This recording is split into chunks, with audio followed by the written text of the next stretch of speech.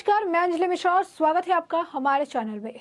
आपको बता दें कि एनआईए की बड़ी कार्रवाई पीएफआई पर देखने के लिए मिली, जिसके बाद अलग अलग राज्यों में तकरीबन 11 से ज्यादा राज्यों में एनआईए ने छापेमारी करते हुए पीएफआई के कई सारे नेताओं को गिरफ्तार कर लिया। यूं कहिए नेता या फिर कार्यकर्ताओं को गिरफ्तार किया, जिसकी संख्या 100 से ज्यादा बताई जा रही है।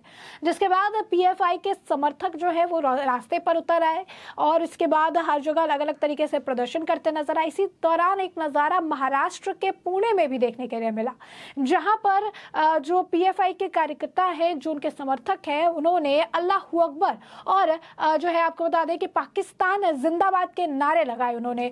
और इस दौरान जो है ये वीडियो शूट किया गया और ये सोशल मीडिया पर काफी वायरल हुआ। इस वीडियो के वायरल होने के बाद लगातार जो आपको बता दें कि प्रतिक्रिया देखने के लिए मिल रही है। अब महाराष्ट्र के पुणे से वायरल हुए इस वीडियो पर महाराष्ट्र के उप मुख्यमंत्री देवेंद्र फडणवीस और साथ ही मनसा प्रमुख राज ठाकरे की तरफ से भी बयान दिया गया है। राज ठाकरे ने एक प्रॉपर पत्र जारी किया है और जारी करके उन्होंने जो है कैप्शन दिया।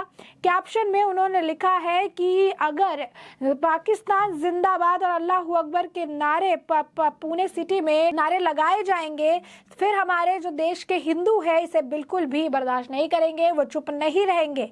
इससे बेहतर है कि जल्द से जल्द इस बीमारी है, एंटी नेशनल एलिमेंट्स की जो बीमारी है इसे खत्म कर देना चाहिए।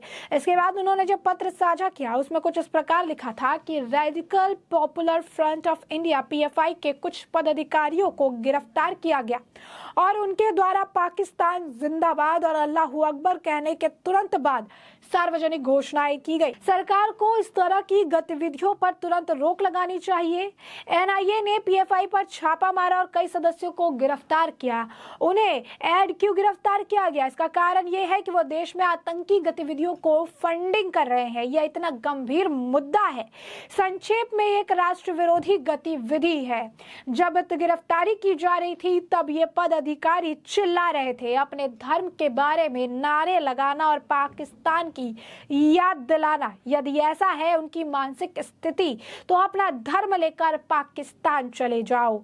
हमारे देश में इस तरह के नाटक की अनुमति नहीं दी जाएगी। मैं केंद्रीय और राज्य के गृह मंत्रियों से ऐसे संगठनों के खिलाफ कड़ी कार्रवाई करने का अनुरोध करता हूं कि उनके पेय की धनात्मक ध्वनि भी नहीं सुनाई जाएगी, नहीं तो हमारे देश के हिंदू इसे लेट कर नहीं सहेंगे। उन्होंने कहा कि मैं इसके विवरण में और नहीं जाना चाहता कि क्या हो सकता है। अगर हिंदुस्तान के हिंदुओं और हमारे मराठी हिंदुओं ने मामला अपने हाथ में लेने की ठान ली तो इन बदमाशों का आखिर क्या होगा? मुझे ये यहाँ मत कहो। यदि ऐसा होता है तो त्योहार के समय अशांति होगी। इसीलिए इन राष्ट्र विरोधी गतिविधियों को तत्काल आधार पर समाप्त करना बेहतर है और यह हमारे देश के भले के लिए होगा। तो आप देख सकते हैं राज ठाकरे का गुस्सा जो है साफ तौर पर इसमें देखने के लिए मिल रहा है। पत्र में साफ तौर पर कहा गया है कि इस तरीके के नाटक के लिए हमारे देश में जगह नहीं है। इस तरीके के नारेबाजी हिंदू नहीं सहेगा। इस तरीके की नारेबाजी पर प्रतिक्रिया जो है कठोर देखने के लिए मिलेगी। तो साफ तौर पर देख सकते हैं इस तरीके के जो बयान है वो दिए गए हैं और पीएफआई पर हुई कार्रवाई के बाद ये वीडियो जो है सोशल मीडिया पर काफी ज्यादा सर्कुलेट किया गया, जिसमें साफ तौर पर अल्लाहू अकबर और पाकिस्तान जिंदाबाद के नारे लगाते हुए एक पूरा ग्रुप नजर आया जो एनआईए द्वारा पीएफआई पर हुई कार्रवाई के विरोध में प्रदर्शन कर रहा था।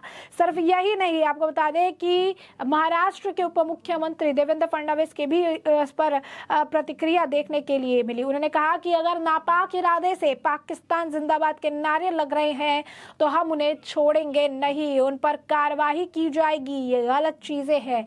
इस तरह की चीजों की हम कड़ी निंदा करते हैं। यही नहीं, आपको बता दें कि महाराष्ट्र के उप मुख्यमंत्री देवेंद्र फडणवीस ने कहा कि पॉपुलर फ्रंट ऑफ इंडिया के देश विरोधी कृत्य के पर्याप्त सबूत जो है वो उनके पास यानी नेशनल इन्वेस्टिगेशन एजेंसी एनआईए और एंटी टेररिस्ट स्क्वाड एटीएस के पास है। उचित समय पर वो इन सबका खुलासा मीडिया के समक्ष करेंगे। फडणवीस ने ये बताया कि पीएफआई की कार्यप्रणाली बहुत ही अलग तरह की है। इस मामले की गहन छानबीन की जा रही है। एनआईए और एटीएस ने महाराष्ट्र समेत 12 जिलों में छापा मारकर पीएफआई के 20 कार्यकर्ताओं को हिरासत में जो है लिया था। इनमें से तकरीबन 8 लोगों को गिरफ्तार किया गया। इन सभी की गहन पूछताछ की जा रही। इसी सिलसिले में उप मुख्यमंत्री फडणवीस ने मीडिया में बयान भी जारी किया था।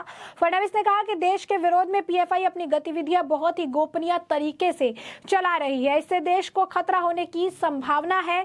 इन गतिविधियों पर एनआईए और एटीएस नजर रखे हुए हैं। इन एजेंसियों के पास बहुत सबूत मिले हैं जिन्हें उचित समय पर सार्वजनिक जो है किया जाएगा। दरअसल वंचित बहुजन अघाड़ी के अध्यक्ष प्रकाश अंबेडकर ने राज्य सरकार और केंद्र सरकार पर पीएफआई पर सर्जिकल स्ट्राइक करने का आरोप लगाया था। उन्होंने सर्जिकल स्ट्राइक के दौरान पीएफआई के पदाधिकारियों की गिरफ्तारी किस आधार पर की गई, इसका खुलासा करने की भी मांग की थी।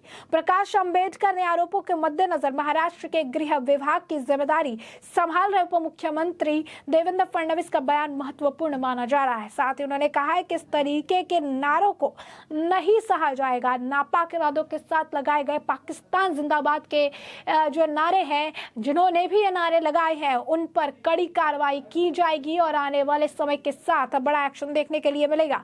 तो हम देख सकते हैं कि पीएफआई पर एनआईए द्वारा पीएफआई पर कार्रवाई के बाद कई सारे राज्यों के मुख्यमंत्री, उप मुख्यमंत्री और कई सारे और लोग जो है काफी सक्रिय हो गए हैं। और साथ ही साथ आपको बता दें कि पीएफआई पर बहुत पहले से ही इसे टेरर फंडिंग करने के मामले में, सांप्रदायिक हिंसा फैलाने के मामले में और बहुत ज्यादा आप कह सकते हैं देश विरोधी गतिविधियों में लिप्त होने की बात निकलकर सामने आ रही थी और इस पर जो है रोक लगाने की बात शुरुआत से कही जा रही थी। कई बार ऐसे भी सवाल उठे कि पीएफआई में अगर इतनी परेशानियां हैं, पीएफआई अगर इस तरीके से टेरर फंडिंग, देश विरोधी गतिविधियों में इन्वॉल्व है, तो पीएफआई पर सरकार की तरफ से एक्शन आखिर क्यों नहीं लिया जा रहा है। और इन सभी सवालों के जवाब देते हुए गृह मंत्री अमित शाह ने एक प्रॉपर तरीके से प्लान की गई, लोगों को जो है जो अहम लोग हैं उनकी लिस्ट तैयार की गई और इसके बाद एनआईए को किस तरीके से एक्शन लेना है उसके प्रॉपर प्लानिंग करके उसको एग्जीक्यूट किया गया। जिसके बाद एक ही दिन में ताबड़तोड़ छापेमारी देखने के लिए मिली और पीएफआई के कई सारे नेताओं और कार्यकर्ताओं को गिरफ्तार किया गया, जो कि कहीं ना कहीं मायने में अहम और हेड माने जा रहे थे। और अब इस पूरे मामले में लगातार पूछताछ जारी है। पूछताछ में कई बड़े खुलासे भी होते नजर आए। ईडी की तरफ से एक खुलासा ये भी किया गया कि किस तरीके से 12 जुलाई के दिन प्रधानमंत्री नरेंद्र मोदी को निशाना बनाने की तैयारी में भी पीएफआई का एक संगठन था, जिसे लेकर अभी भी पूरे मामले की जांच करी और सिर्फ प्रधानमंत्री नरेंद्र मोदी नहीं, कई और बड़े नेता जो है इनकी रडार पे थे, जिनके लिए ये प्लानिंग कर रहे थे। कई सारी संदिग्ध दस्तावेज भी बरामद हुए हैं, जिसकी पूछताछ अभी लगातार जारी है। कई और मामले निकलकर सामने आए हैं, जिसकी छानबीन अभी एटीएस और साथ ही साथ एनआईए कर रही है। आने वाले वक्त के साथ पूरी डिटेल के साथ मीडिया के सामने एटीएस और एनआईए की तरफ से आधिकारिक घोषणा जो है की जाएगी कि आखिर ये छापेमारी किन किन मामलों को लेकर की गई और आखिरकार इन छापेमारी में क्या कुछ बरामद किया गया और इन जो पीएफआई के लीडर्स जिनकी गिरफ्तारी हुई है उनके बयान में और कौन कौन से चौंकाने वाले खुलासे हुए हैं, इसका भी आने वाले वक्त के साथ जो है खुलासा हो जाएगा। फिलहाल के लिए हमने आपको ये पूरा मामला विस्तार से बताया है। इस मामले पर अब आपकी जो राय हो कमेंट सेक्शन में कमेंट करके जरूर साझा करें।